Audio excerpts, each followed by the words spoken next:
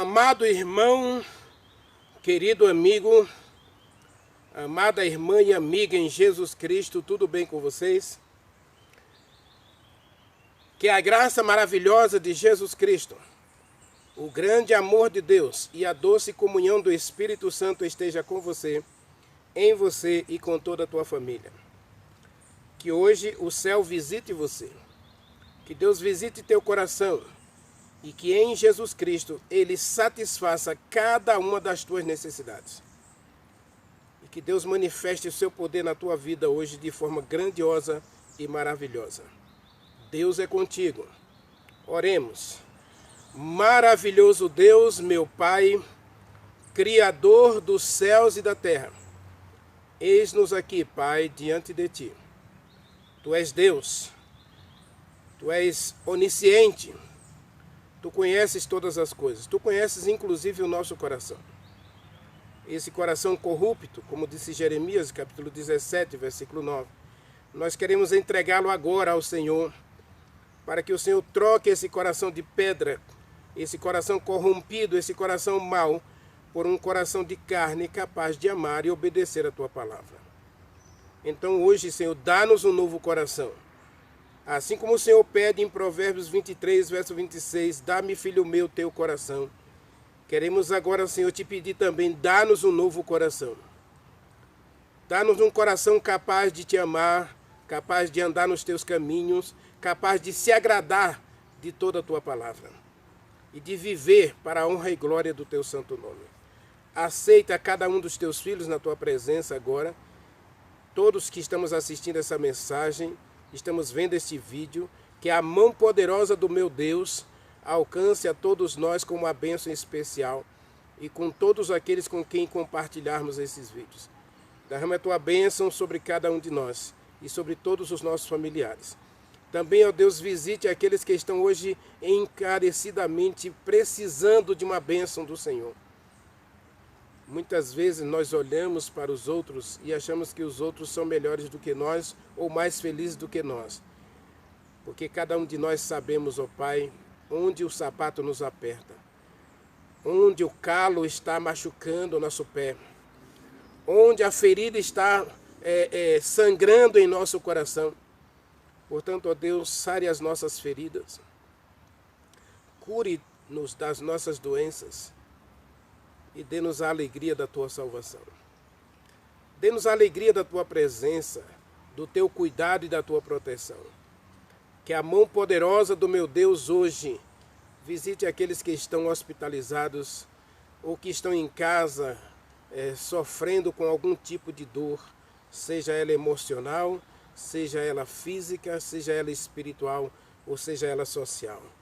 Que a mão poderosa do nosso Deus traga cura e vitória para todos aqueles que estão assistindo a esta mensagem. E que agora o Espírito Santo, Deus maravilhoso, Consolador, enfermeiro, médico, nosso assistente, nosso socorro, nosso santificador, agora fale conosco através da Tua palavra, Pai. Que o Espírito Santo abra, rasgue, mude o nosso coração para entendermos e compreendermos toda a Tua vontade. Dá-nos as Tuas bênçãos, o Teu cuidado, a Tua direção. Em nome de Jesus Cristo, nós oramos e agradecemos. Amém. Deus ama cada um dos seus filhos nessa terra. Eu quero começar a mensagem de hoje em João capítulo 10, onde Jesus Cristo aponta que Ele tem dois povos, ou duas igrejas. A gente vai tratar aqui de duas igrejas.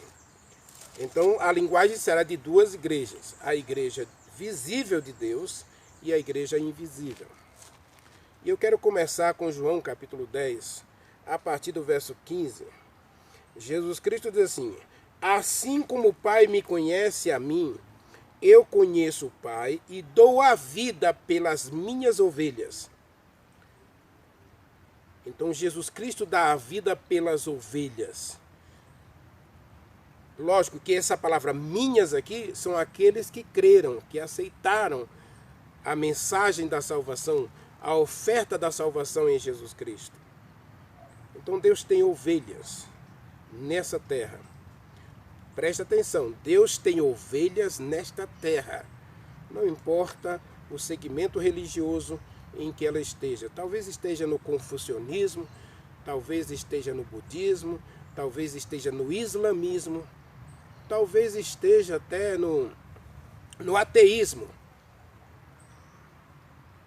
Deus tem gente espalhada, Deus tem ovelhas espalhadas em toda a terra.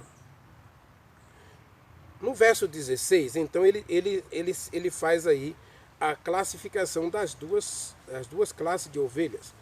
Umas ovelhas que estão no aprisco e ovelhas que não estão no aprisco. Verso 16. Ainda tenho outras ovelhas que não estão neste aprisco. Este aprisco aqui é a igreja visível de Deus. Mas convém a mim juntá-las, conduzi-las, e elas ouvirão a minha voz. Então haverá um rebanho e um só pastor. Então observe que Jesus Cristo aqui, ele faz questão de dizer que existe um povo salvo, um povo cristão, uma ovelha de Deus fora do aprisco. Jesus Cristo chega a dizer, na parábola da ovelha perdida, Lucas capítulo 15, ele chega a dizer que 99 estão no aprisco, mas uma está fora do aprisco. Lógico que a parábola está falando do planeta Terra.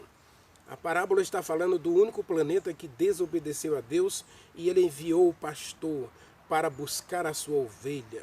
E Jesus Cristo foi ferido, ele se machucou, ele se feriu quando ele veio buscar a ovelha. Infelizmente, Satanás pisou no calcanhar de Jesus Cristo. Ele teve que morrer pela ovelha. João capítulo 10, ele diz que dá a vida pela ovelha.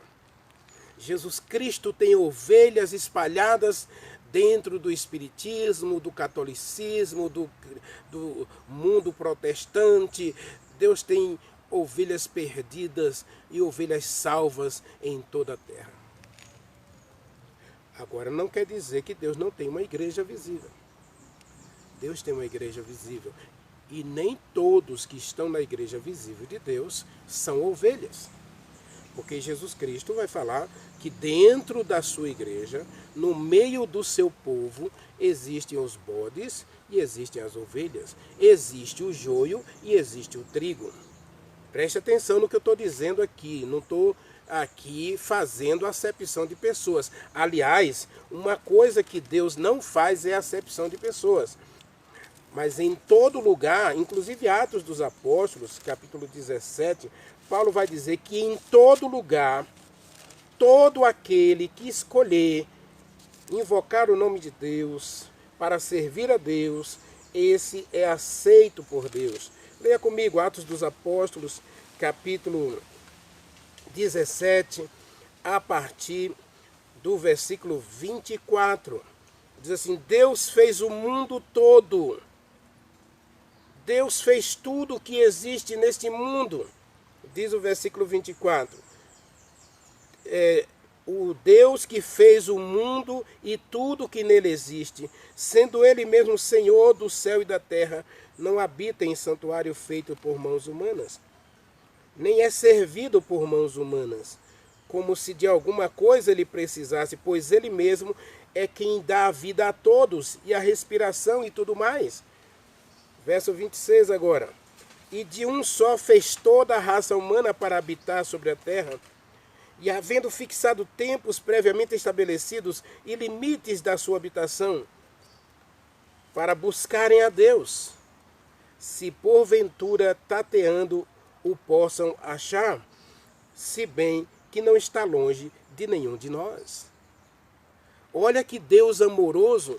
Jesus Cristo disse: eu tenho ovelhas que não estão no aprisco, e essas ovelhas ouvirão a minha voz, e elas me seguirão, elas seguirão a Jesus Cristo, elas aceitarão os ensinos de Jesus Cristo, as doutrinas de Jesus Cristo, os mandamentos de Jesus Cristo. e haverá um rebanho e um pastor. Observe que Jesus Cristo não repetiu aqui haverá 2 apriscos, mas ele diz que haverá só um rebanho. O rebanho de Deus é composto de ovelhas dentro e fora do aprisco, e todas as ovelhas seguem o pastor. Seguem o pastor porque o pastor deu a vida pelas ovelhas. Isaías capítulo 56. Vamos ler do verso 1 até o versículo 6. Diz assim, o capítulo todo fala sobre a eleição da graça para todos, tá bem?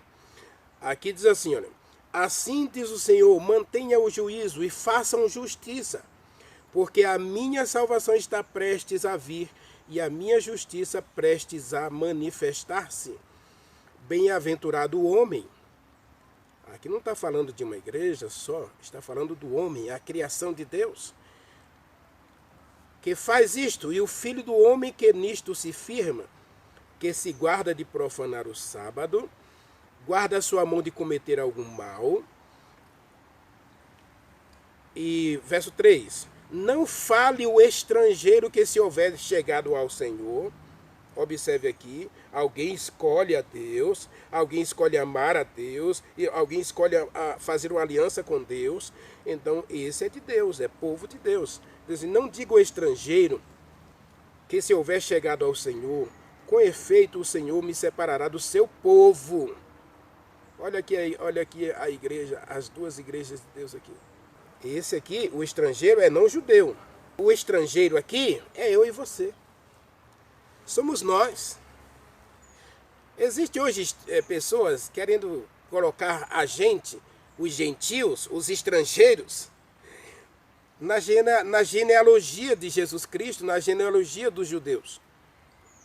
Nós não precisamos. Coríntios capítulo 14 diz que Jesus Cristo morreu pelos gentios.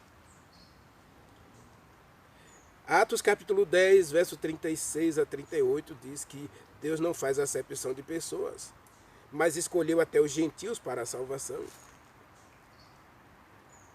Coríntios capítulo 9, Paulo fala da eleição da graça que Israel rejeitou e os gentios aceitaram. Não tem problema se você é judeu ou se é gentio, você é povo de Deus. Se você escolher andar com Deus, se você fizer aliança com Deus, diz o verso 3, olha, não diga o estrangeiro que se houver chegado ao Senhor, com efeito o Senhor me separará do seu povo. Nem tampouco digo eunuco, eu sou uma árvore seca, porque assim diz o Senhor aos eunucos, que guardam os meus sábados, que escolhem aquilo que me agrada e abraçam a minha aliança. Versículo 5. Darei na minha casa e dentro dos meus muros um memorial e um nome melhor do que filhos e filhas. Um nome eterno darei a cada um deles e nunca se apagará. E aos estrangeiros que se chegam ao Senhor para o servirem, para o amarem, sendo deste modo servos de Deus, sim, todos os que guardam o sábado, não profanando a minha aliança, eu, verso 7, levarei ao meu santo monte e os alegrarei na minha casa, e os seus holocaustos serão e os seus sacrifícios serão aceitos no meu altar, porque a minha casa será chamada casa de oração para todos os povos. Observe que casa está no singular. E a palavra casa aqui é igreja. Então Deus tem uma igreja visível e Deus tem uma igreja invisível. A verdade é que Deus tem um povo na terra. E esse povo, aqui em Isaías, apresenta 4 características desse povo. Primeiro, diz assim, ele mantém o juízo e fazem justiça. Eles aguardam a salvação, eles aceitam a salvação oferecida por Deus. Versículo 1. No versículo 2 diz que eles amam e guardam os mandamentos de Deus, inclusive o sábado. Diz que eles amam o Senhor, versículo 6. Eles amam a Deus. Eles abraçam a aliança, eles fizeram aliança com Deus.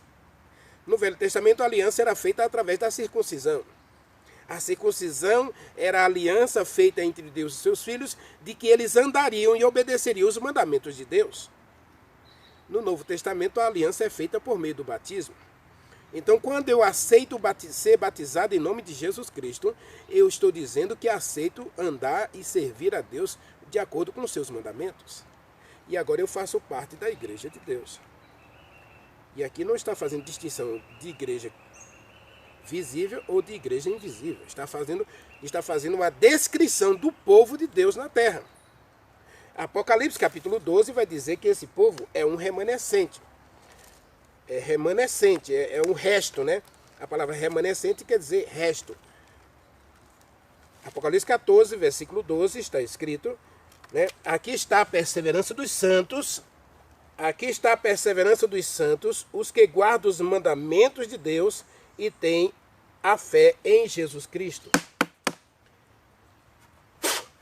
Então, é remanescente de Deus, é povo de Deus, aqueles que têm a fé em Jesus Cristo e guardam e observam os mandamentos de Deus.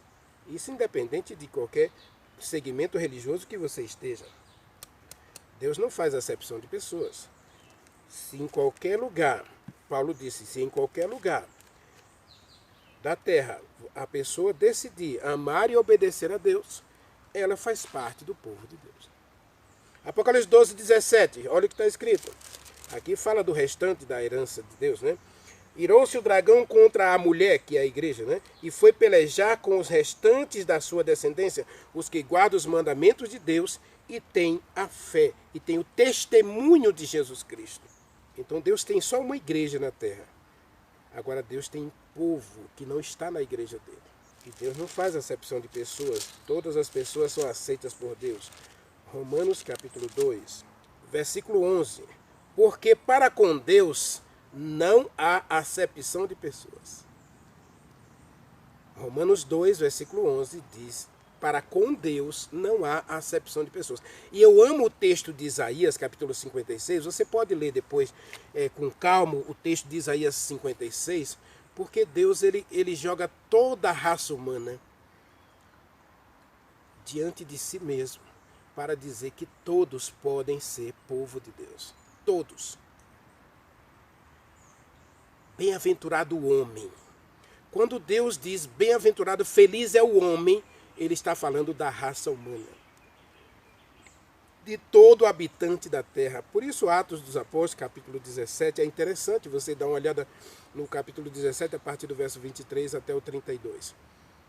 Porque Deus não faz acepção de pessoas. Deus olha para a terra hoje e diz João capítulo 4, versículo 23 e 24, que Deus está procurando adoradores, verdadeiros adoradores.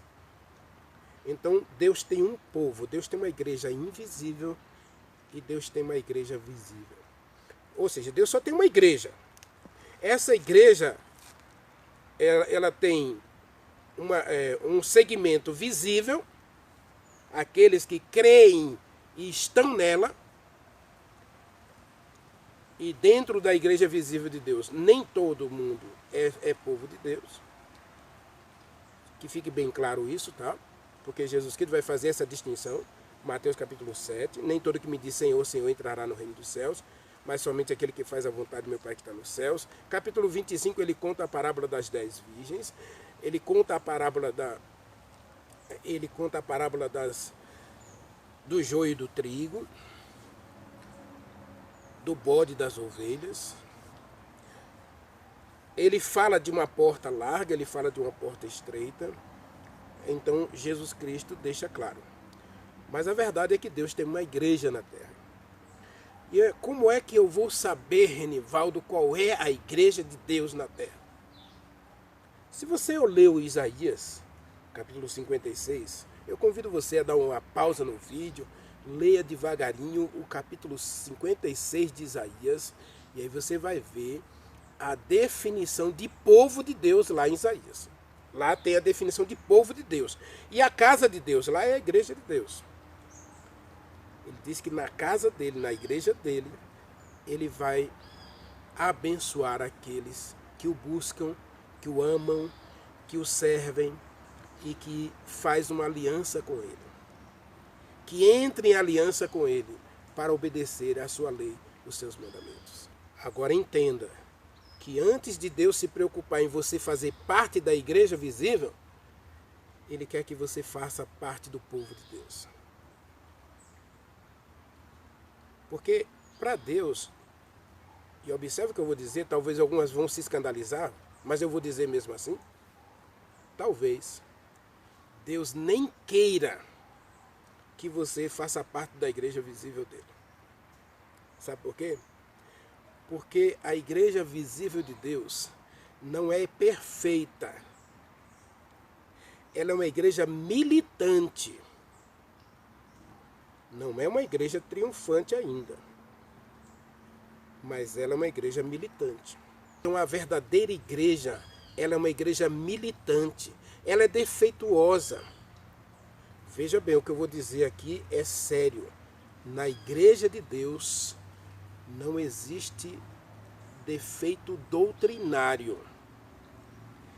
Mas o pessoal é humano. Todos aqueles que estão na igreja de Deus são humanos.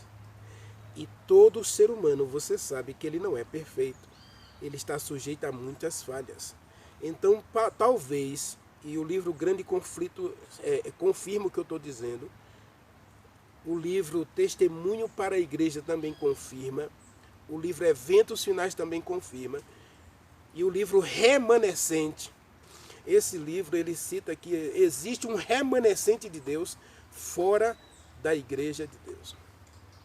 E que Deus não faz questão de eles virem para a igreja visível de Deus, porque se viesse hoje, se perderiam. Se escandalizariam com a vida hipócrita, dúbia, inútil daqueles que estão dentro da igreja visível de Deus. Então Deus não faz questão não. Deus faz questão que você seja povo dele. Olha o que ele diz. Ele não pede para os estrangeiros se tornarem judeus. Ele não pede para os eunucos se tornarem judeus. Paulo não vai dizer que os eunucos os gentios têm que viver como judeus. Aliás, Gálatas capítulo 2, versículo 9 a 11, Paulo vai dizer que o gentio tem que viver como gentio. Feliz por aceitar a salvação em Cristo. O judeu tem que viver como judeu, feliz por aceitar a Jesus Cristo. Porque todos somos um, diz Atos capítulo 17. Todos somos um. Somos geração de Deus, somos criação de Deus, e Deus nos ama. O pastor deu a vida pelas ovelhas. E ele diz, eu tenho ovelhas que não estão no aprisco. Ele diz, eu tenho ovelhas que não estão no aprisco, mas elas ouvem a minha voz e elas me seguem, e então haverá um rebanho e um só pastor. Então, aqui em Romanos capítulo 2, versículo 11, Deus não faz acepção de pessoas, não. O que Deus quer é que você seja salvo. Vou ler o último texto agora para a gente passar para as características da igreja verdadeira. Tito capítulo 2, versículo 13, hein? Veja Tito 2, 13. Deus tem um povo zeloso. Esse povo pode estar em qualquer congregação, em qualquer segmento religioso, em qualquer religião. Deus tem um povo salvo lá no islamismo. Deus tem um povo salvo dentro do budismo.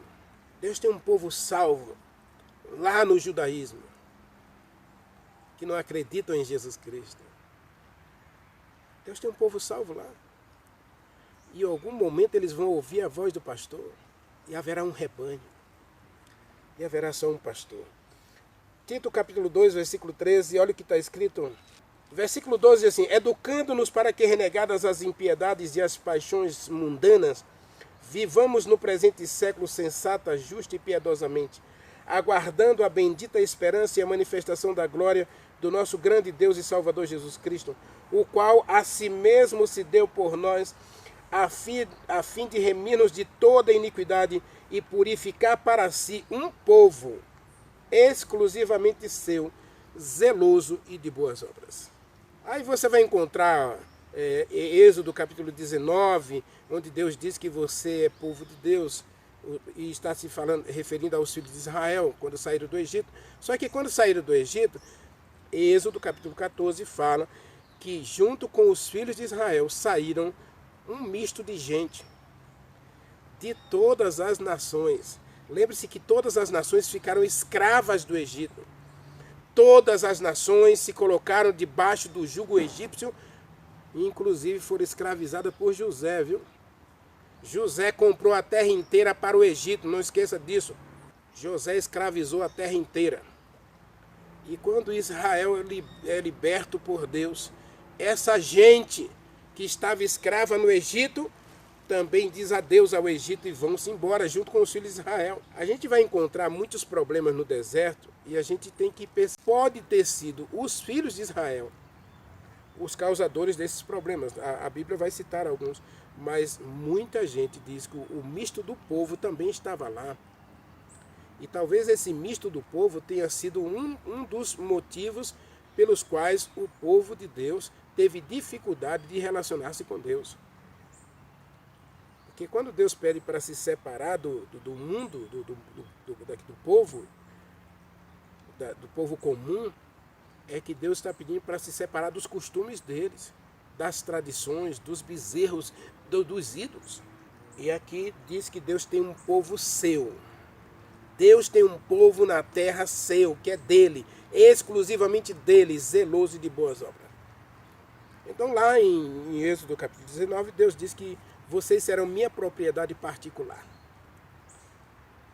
Em 1 Pedro capítulo 2, Pedro vai dizer que nós somos propriedade exclusiva de Deus. Povo santo. Então Deus tem um povo santo na terra. E pode estar em qualquer congregação. Agora, Deus tem só uma igreja. Deus não tem várias igrejas. Deus só tem uma igreja. Tá? Jesus Cristo fundou essa igreja. Vamos lá, Mateus capítulo 16. Jesus funda essa igreja. E agora nós temos que conhecer essa igreja de Deus e quais são as características que ela tem. Quais são as 5 características da verdadeira igreja. Mateus capítulo 16, versículo 13 em diante está escrito: Jesus Cristo perguntou aos discípulos, indo eles para Cesareia: quem o povo diz que eu sou, ou que é o Filho do Homem? E eles responderam: uns dizem que é João Batista, outros Elias, outros Jeremias, outros algum dos profetas que ressuscitou. E vocês? Continuou ele: quem vocês dizem que eu sou? E Pedro, tomando a palavra, disse: tu és o Cristo, o Messias, né? Tu és o Messias, o Filho do Deus vivo. Observe que essa confissão de Pedro, diante da confissão de Pedro, Jesus Cristo vai dizer: bem-aventurado é você, Simão Bar-Jonas, ou Simão, filho de Jonas, né? Porque não foi a carne nem o sangue que revelaram a você, mas meu Pai que está no céu. Também tu és Pedro, e sobre esta pedra edificarei a minha igreja. E aqui entra uma questão muito séria. Muita gente diz que Pedro é a igreja. Pedro, que Jesus Cristo fundou a igreja sobre Pedro. Não, nada disso. O próprio Pedro, Atos dos Apóstolos, capítulo 4, versículo 11, diz que Jesus Cristo é a pedra sobre a qual a igreja está fundada. Diz assim, Atos capítulo 4, versículo 11: este Jesus Cristo é a pedra rejeitada pelos construtores e ele se tornou a pedra angular. A igreja de Deus está fundamentada em Jesus Cristo. Ele é a pedra angular dessa igreja. Também está escrito em Efésios capítulo 2, versículo 19 e 20. Assim vocês já não são estrangeiros nem peregrinos, mas concidadãos dos santos. Sois da família de Deus. Observe que aqui está falando da igreja de Deus. E aqui está falando, Paulo está falando aos gentios lá de Éfeso. Edificado sobre o fundamento dos apóstolos e profetas, sendo ele mesmo Jesus Cristo a pedra angular. E aqui Pedro e os apóstolos e os profetas aparecem como fundamento da igreja. Pequenas pedras da construção da igreja. Quando Salomão foi construir o templo, os construtores, os pedreiros, cortaram as pedras lá no monte. E a pedra, ela já vinha com sua simetria, com a sua esquadria definida. Era só chegar e encaixar no seu lugar, devido lugar. Cada pedra tinha o seu devido lugar. E os construtores, ao colocarem as pedras, não perceberam a ordem e viram uma pedra diferente e eles simplesmente foram deixando aquela pedra por último. Eles rejeitaram aquela pedra. Essa pedra aqui não serve. Alguém errou na construção dessa pedra. E aí eles foram perceber que se eles não começassem a construção pela pedra, toda a construção não se concluiria. A pedra era a pedra principal. E quem já montou o quebra-cabeça sabe o que é a peça principal de um quebra-cabeça. Você tem que começar a montar um quebra-cabeça por uma peça e essa peça principal. Então, Jesus Cristo é a pedra principal. Sobre ela, toda a construção se sustenta. Ela é a pedra angular, disse Paulo, disse Pedro. Não foi Pedro quem fundou a igreja cristã. Não foi Paulo, não foi João, não foi Tiago. Foi Jesus Cristo. A igreja é a igreja de Deus. E Jesus Cristo é o fundamento, o alicerce principal dessa igreja. É a rocha principal da igreja, sobre o qual toda a edificação se sustenta, diz Efésios capítulo 2, versículo 20 aí. Agora observe, meu irmão, se essa igreja, essa é a igreja visível de Deus, ela tem que ter características. Eu preciso saber identificar essa igreja. Eu preciso identificar essa igreja. E como é que eu vou identificar essa igreja? Leia comigo.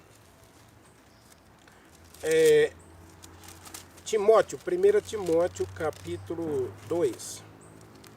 1 Timóteo capítulo 2, nós temos aí a primeira característica dessa igreja de Deus, da igreja visível de Deus. A verdadeira igreja de Deus, na terra. Tá? Escrevo estas coisas esperando ir ter com você, a partir do verso 14. 1 Timóteo capítulo 2, verso 14 em diante. Escrevo essas coisas esperando ir ter com você em breve, para que se eu tardar, você fique ciente de como se deve proceder na casa de Deus. Lembra de Isaías capítulo 56? Como se deve proceder na casa de Deus, que é a igreja do Deus vivo, coluna e baluarte da verdade. Amados, eu quero dizer uma coisa séria para você. A primeira característica da igreja de Deus, da igreja visível de Deus na terra, é que ela é coluna da verdade. Ela não é a verdade.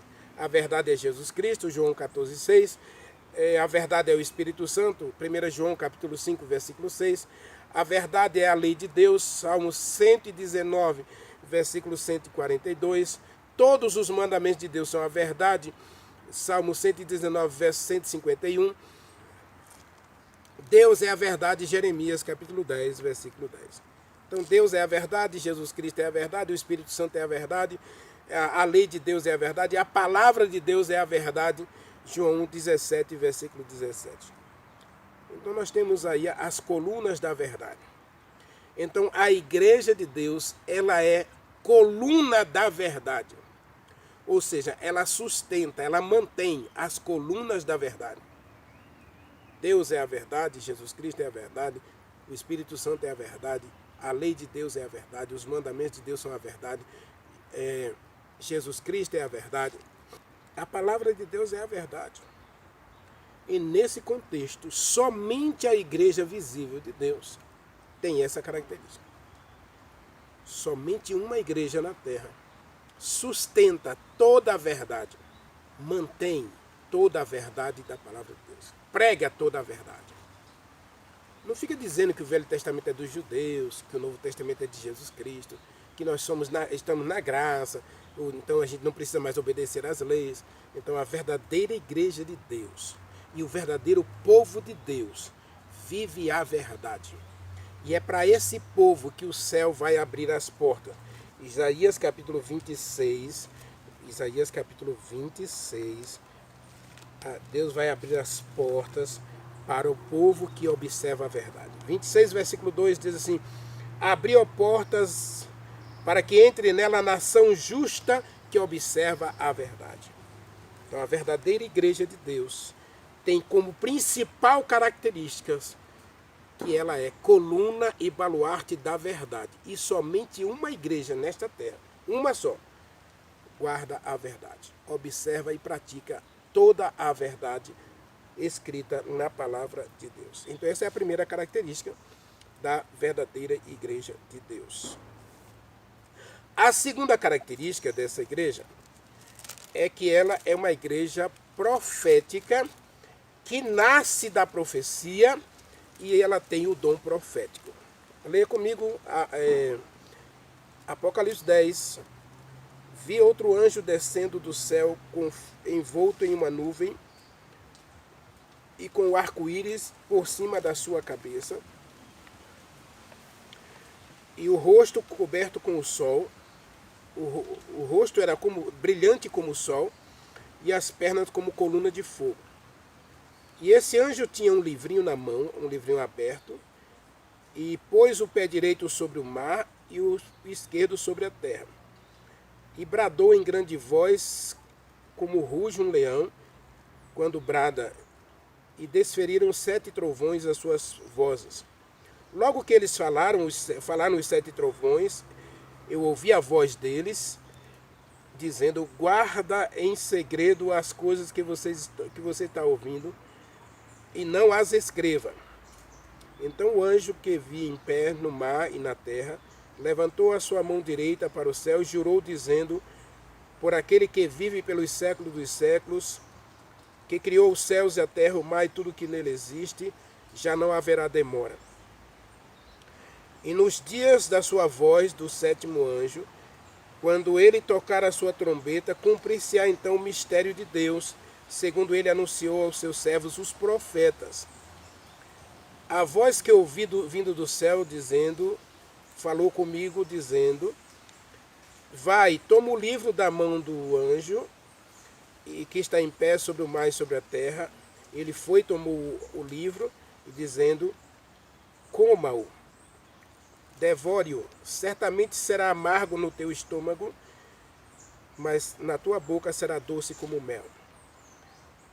E tomou o livrinho, João tomou o livrinho, né? Tomei o livrinho da sua mão, da mão do anjo, e na minha boca era doce como mel, porém quando eu comi, o meu estômago ficou amargo. Então ele disse, é necessário que ainda profetizes a respeito de muitos povos, nações, línguas e reis. Observe que aqui a igreja de Deus, se você ler Apocalipse 12, verso 1 a 5, vai ter a mesma descrição, né? Uma mulher vestida do sol, com a lua e as estrelas debaixo dos seus pés, aqui está falando da igreja de Deus. Essa igreja, ela nasce da profecia. Que profecia é essa? Daniel capítulo 8, versículo 14, está escrito aqui, 2.300 anos se passariam e o santuário seria purificado. Então, em 1833, Guilherme Miller começou a pregar que Jesus Cristo voltaria em 1844.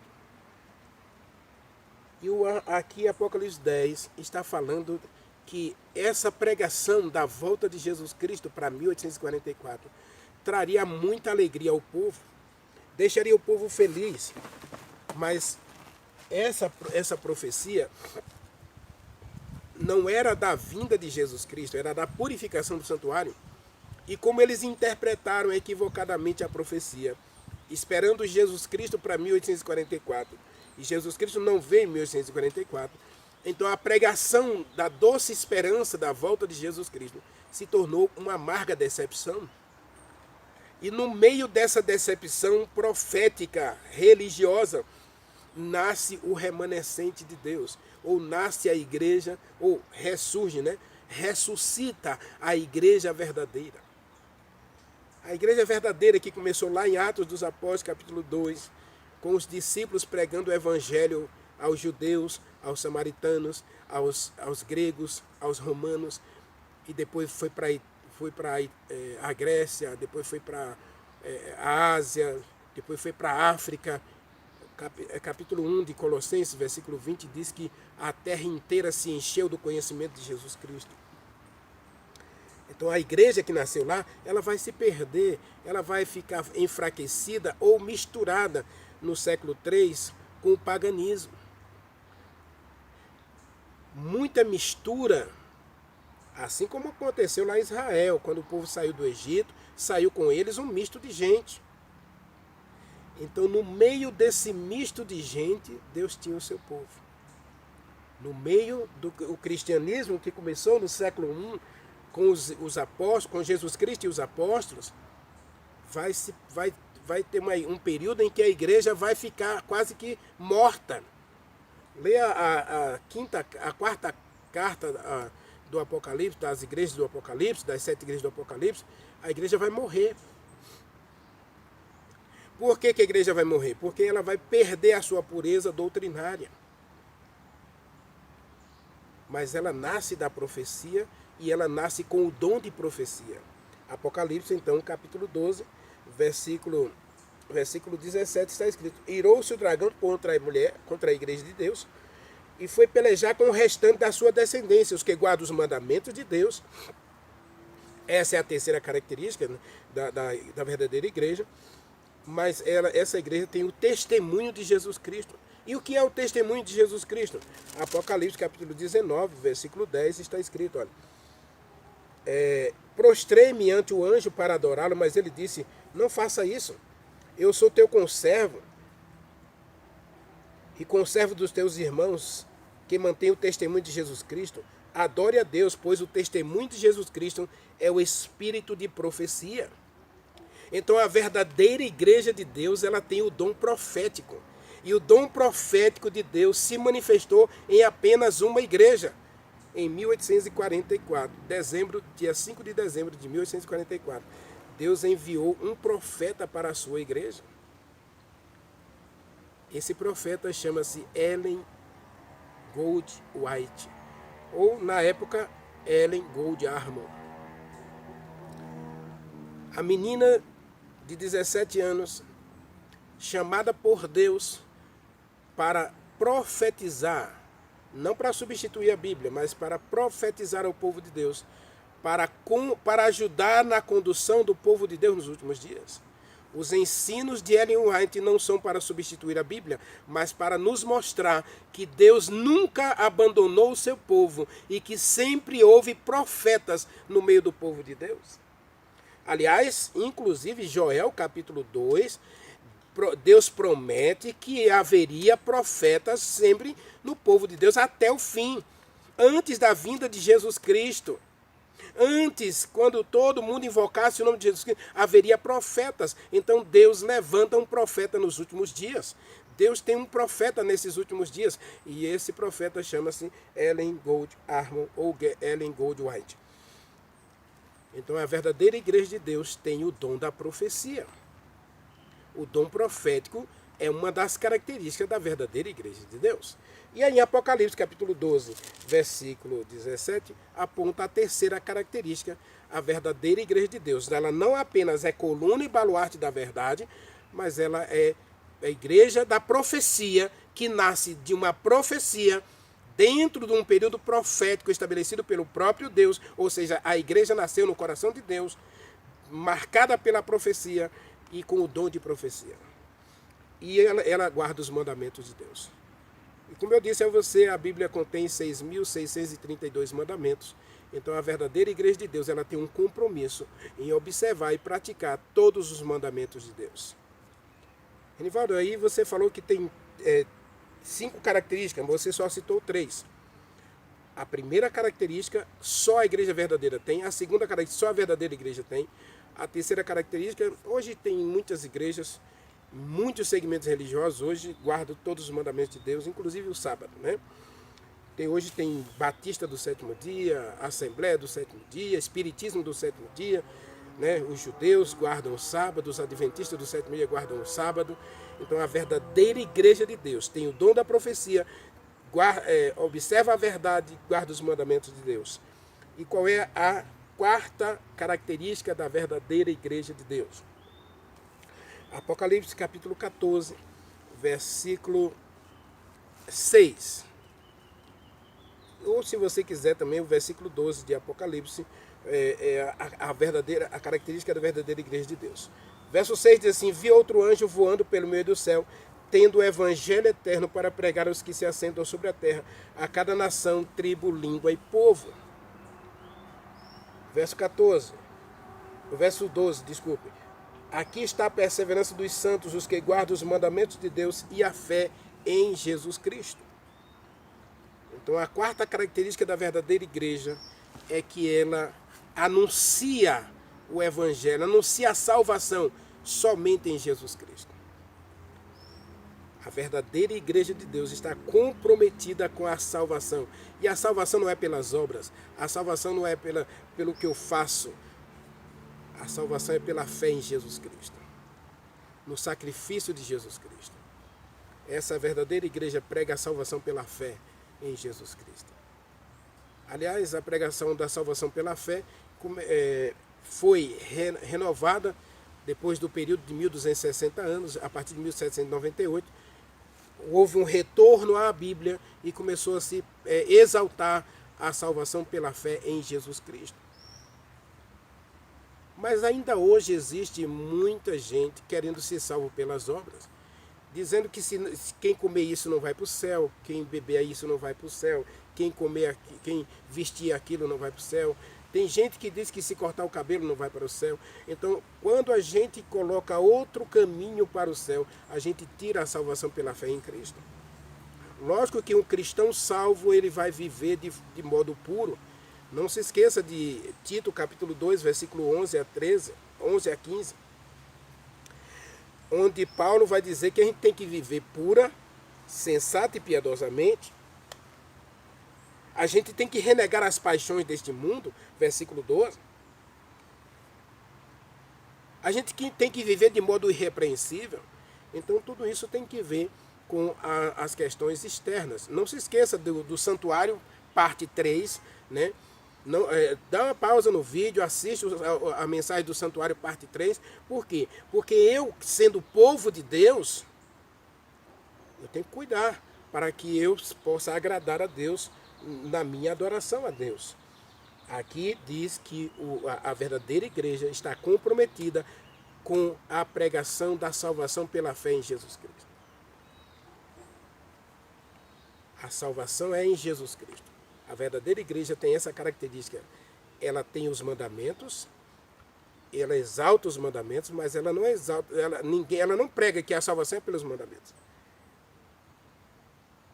Ela prega que a salvação é pela fé em Jesus Cristo. Ela tem os mandamentos e a fé em Jesus Cristo. E qual é a quinta característica, Genivaldo? Veja, a primeira e a segunda e a quinta característica só a verdadeira igreja tem. Apocalipse capítulo 1, versículo 7 está escrito: eis que vem com as nuvens dos céus, e todo olho verá. Até quantos todas as tribos da terra se lamentarão e verão. Certamente, amém. Até quantos o traspassaram. Então, a vinda de Jesus Cristo, pregada somente pela igreja verdadeira, pela igreja visível de Deus, é que Jesus Cristo vem de modo pessoal, ele vem de modo visível, glorioso. Ele vem de modo pessoal, visível e glorioso. Aqui está escrito, olha: eis que vem com as nuvens dos céus. Eles que vem com as nuvens. E nuvem aqui significa anjo, tá? Eis que vem com as nuvens, e todo olho o verá, até o que o traspassaram. Então, 3 classes de pessoas verão Jesus Cristo vindo nas nuvens dos céus. Não tem arrebatamento secreto. Nada disso. Jesus Cristo vem de modo pessoal. Atos dos Apóstolos, capítulo 1, versículo 11. O anjo disse para os discípulos, para os apóstolos, o seguinte: 500 pessoas, 1 Coríntios capítulo 15, Paulo vai dizer que 500 pessoas viram Jesus Cristo subir para o céu. Eu não vou dar o texto agora de Coríntios, posso deixar no primeiro comentário do vídeo, mas em Atos dos Apóstolos, capítulo 1, o anjo afirma para os apóstolos o seguinte: um anjo aparece quando Jesus Cristo está subindo para o céu. Eu vou ler do verso 9 até o versículo 11, tá? Para você entender direitinho a mensagem. Está escrito: ditas essas palavras, Jesus Cristo foi elevado às alturas à vista deles em uma nuvem. Nuvem aqui representa anjos, tá? Mateus capítulo 25, verso 31. E uma nuvem o encobriu aos olhos deles. Eles viram Jesus Cristo subindo, aí a nuvem rodeia Jesus Cristo e cobre Jesus Cristo e leva para o céu. Os anjos tomam a Jesus Cristo e o levam para fazer o cortejo e apresentá-lo a Deus. Versículo 10. Estando eles com os olhos fitos no céu, enquanto Jesus Cristo subia, eis que 2 varões vestidos de branco se puseram ao lado deles. Ou seja, 2 anjos se desgarraram da nuvem, do cortejo, e vieram consolar os discípulos. E versículo 11, eles disseram: varões galileus, por que vocês estão olhando para as alturas? Esse Jesus que vocês viram subir, observa, esse que vocês viram subir, virá do mesmo modo que vocês viram. Então, eles viram, Jesus Cristo subiu pessoalmente, corporalmente, não é? E agora eles vão ver Jesus Cristo vir pessoalmente, corporalmente. Não é uma visão, não é uma miragem, não é um espírito. É o Jesus Cristo, o Deus homem, que desce para vir buscar a mim e a você. É Jesus Cristo que vem. É o mesmo Cristo que morreu. É o que esteve aqui, que foi humilhado, ultrapassado, rejeitado, cuspido, coroado com espinho. Apocalipse capítulo 1 diz que aqueles que o traspassaram, aquela turba maldita que crucificou a Jesus Cristo, que zombou de Jesus Cristo, toda ela ressuscitará, uma ressurreição especial, pouco antes de Jesus Cristo voltar. Eles ressuscitarão e eles verão a Jesus Cristo. Então eles vão morrer 3 vezes. Eu vou explicar melhor isso quando a gente for falar da primeira e segunda ressurreição, que é uma das doutrinas da Bíblia. Então Jesus Cristo vem de modo visível, glorioso, pessoal. Ele vem com anjos, clangor de trombetas. E os anjos é que vão tomar a gente pelas mãos e nos levar para encontrar com Jesus nas nuvens. Então a verdadeira igreja de Deus tem essas 5 características. Ela prega a verdade, ela vive a verdade, né? Ela é coluna e baluarte da verdade, ela tem o testemunho de Jesus Cristo, que é o espírito de profecia, ela ensina os mandamentos, ela tem a fé em Jesus Cristo e ela é a única igreja que prega a volta de Jesus Cristo. De modo literal, visível, pessoal, glorioso. Então essa é a igreja de Deus. E a Bíblia identifica essa igreja. Qual é a única igreja hoje na terra que observa os mandamentos de Deus, todos eles, inclusive o sábado? Qual é a igreja de Deus que prega que Jesus Cristo veio morrer por você? Qual é a verdadeira igreja que prega que Jesus Cristo vai voltar de modo literal, visível, pessoal e glorioso? Qual é a igreja? Qual é a igreja que guarda todos os mandamentos de Deus? Qual é a igreja que tem o testemunho de Jesus Cristo, o espírito da profecia? Então você sabe que é a igreja adventista do 7º dia. Porque é a única igreja que encaixa perfeitamente dentro das profecias do Velho e do Novo Testamento. Então essa é a igreja visível de Deus. Deus está pedindo para vocês se tornar uma adventista do 7º dia? Não. Deus quer que você seja povo de Deus. Povo salvo por Deus. Agora, Jesus Cristo disse que se, no final, Apocalipse 18, versículo 4, haverá um convite para o povo de Deus que não está na igreja de Deus. Que está, um povo de Deus que está fora do aprisco. Deus faz um convite para que saia do meio da perdição, para não ser cúmplice dos pecados da Babilônia. Apocalipse 18, versículo 4 diz: ouvi outra voz do céu dizendo: retirai-vos do meio dela, povo meu, para que vocês não sejam cúmplices dos pecados dela. Então haverá uma Babilônia no final. Há uma Babilônia, uma igreja espúria, uma igreja de mentira, uma igreja que é chamada na Bíblia sinagoga de Satanás. E Deus tem um povo dentro da sinagoga de Satanás. E esse povo que está hoje dentro da sinagoga de Satanás, na igreja espúria, na prostituta de Apocalipse, capítulo 17, a mãe das meretrizes.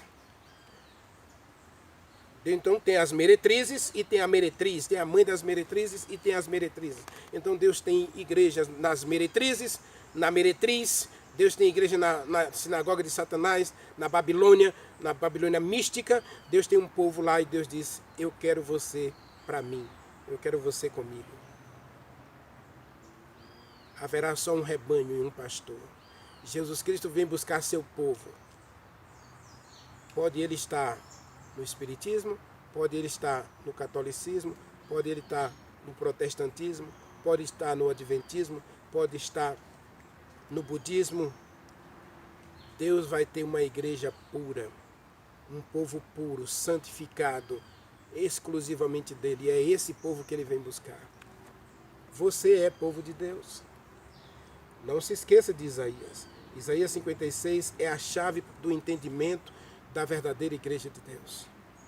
Deus quer salvar todas as pessoas. Deus está elegendo, Deus está procurando um povo que o adore em espírito e em verdade. Se você quer ser esse povo, e se você hoje quer tomar uma posição ao lado do povo de Deus, da igreja visível, ore comigo. Maravilhoso Deus, meu Pai, Criador dos céus e da terra. Obrigado, Senhor, porque o Senhor elegeu um povo na terra. Elegeu todos os povos da terra para a salvação. Isaías capítulo 56 é claro nisso aí.